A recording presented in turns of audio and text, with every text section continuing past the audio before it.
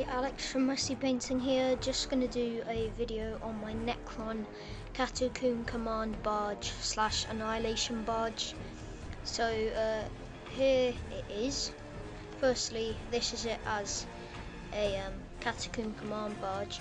This is the first model I've had a go at magnetizing. So firstly, I'll just show it to you like this. If you haven't seen the video on my Overlord, he's with the Immortals. He's in the same video as my Immortals. So have a look at that video first, because I'm not going to go into detail about him. So firstly, you can see it's all in just my normal Necron colours, unlike GW and some other painters. I haven't made the vehicles have special kind of colour like with the Games Workshop one. All the vehicles are dark green rather than being silver. I've just gone with the plain old colours of my infantry. So the glyphs here, I was going to repaint those jets, but I didn't really have time. All the glyphs on the bronze are picked out,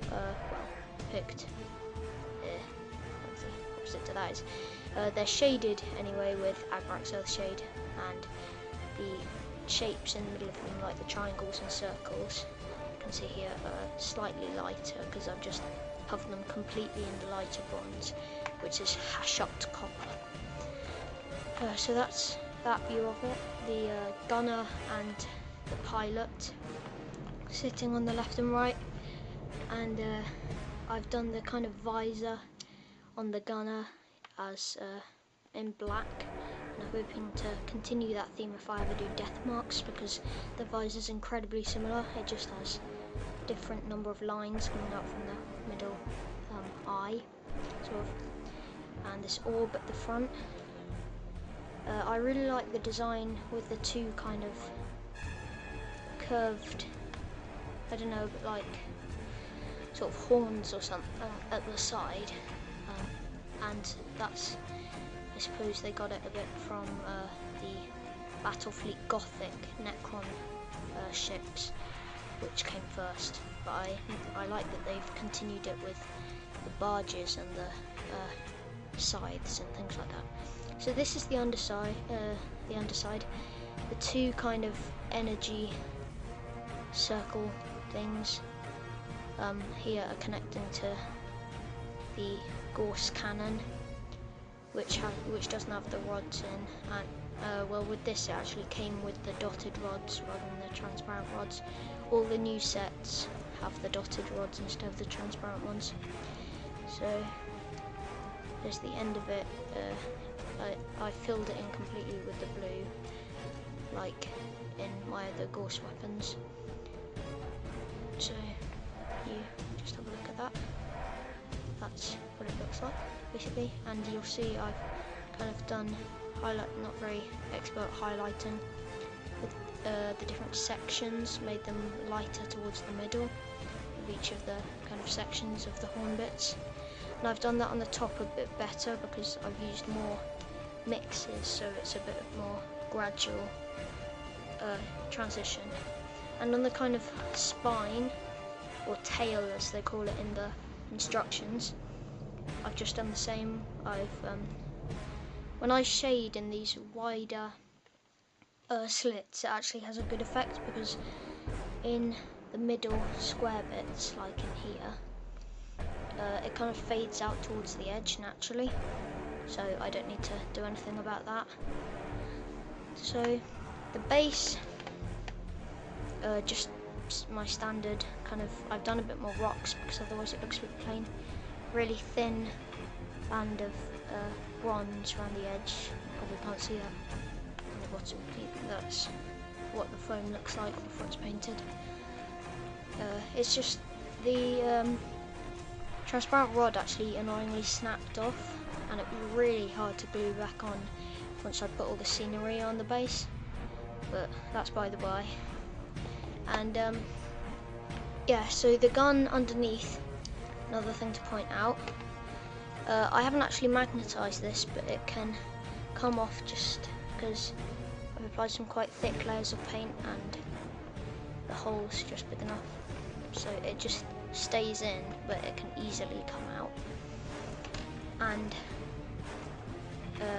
I've also got a Tesla cannon, which can then go on, and that's why I've cut this bit off, so that it's a lot easier. Actually, it wouldn't work at all if there was still a kind of rod there, because it usually goes into the back of the gun, but if that was the case, then it wouldn't work. So that's what it looks like with the Tesla cannon. You can also see the keyboards of the gunner and the pilot. I've done them in red and blue. I'm introducing the new glow colour of red because I thought if everything was just blue glow, it gets a bit repetitive and there's not much variation.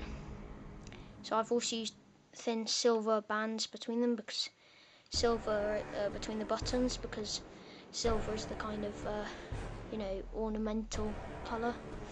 And on their backs they have the blue rods connecting their heads to their special spines, which are also in silver, and these two kind of chair backs. I quite like the design, how they've incorporated spine shapes into the backs of the chairs as well. Anyway, to take off this guy, it's a bit of a, he doesn't fit, you might have noticed it doesn't have the railings or anything. He has a larger base, which you might have noticed in my other video as well. And it's a bit of a hassle to get this guy out, and I'll show you where the magnets are.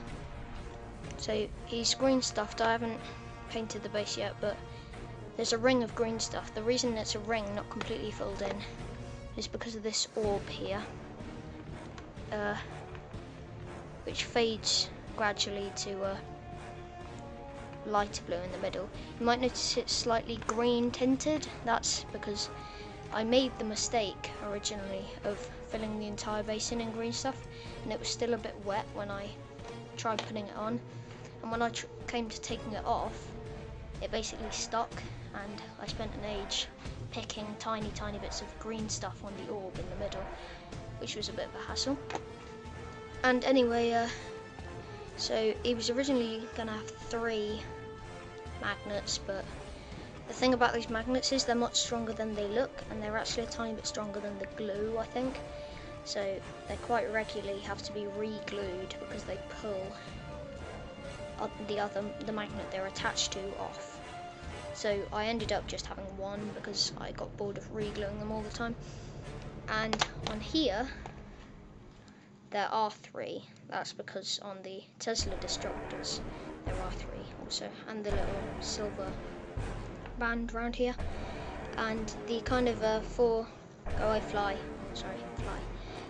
and the 4 sort of teeth almost that are holding the orb are in the dark blue, which I hope to actually continue when there's other stuff like wraiths and things which have the orbs that have the 4 things holding. Anyway, so I'll show you the Tesla Destructors then. So you might notice they're completely in red glow, apart from the kind of energy sources at the sides. And the reason these are in red and the small Tesla weapon underneath is in blue is, well, basically just because now I think I'm going to do all my Tesla weapons in red, but when I did the other one I kind of didn't realise that, and I don't really want to go to the trouble of repainting it just for a small continuity error. So it has basically all the spine bits I'm always going to paint in bronze, so that's why there's a spine thing there, and this was just in black and I gave it a few details in red and blue just to make it a bit less plain with the glyph there and things. And the red is Wild Rider red, and you probably can't see it in this video, but it's exceptionally bright. It's almost fluorescent, which is good, and all the shaft of the gun and the kind of power coils at the back are painted in that red. So it has also the 3, terrible counting, magnets on the underside, I can hopefully just, I'll never do it for the camera. Ah, it will.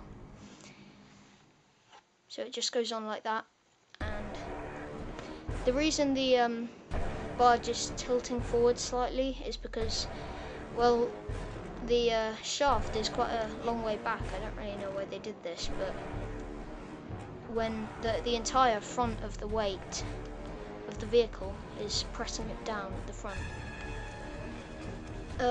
Anyway, so that's what it looks like with the guns, like so. And like my Ghost weapons, they're all varnished. Not actually the red bits, only the black bits. I decided, like my Ghost weapons, to give them a bit of variation in the varnishing, otherwise they just looked a bit boring. So in the ends are red, you can see all the bits in the end. That's what it looks like from the side. That's what it looks like from the top. And you can just, can't really see them at all from the bottom.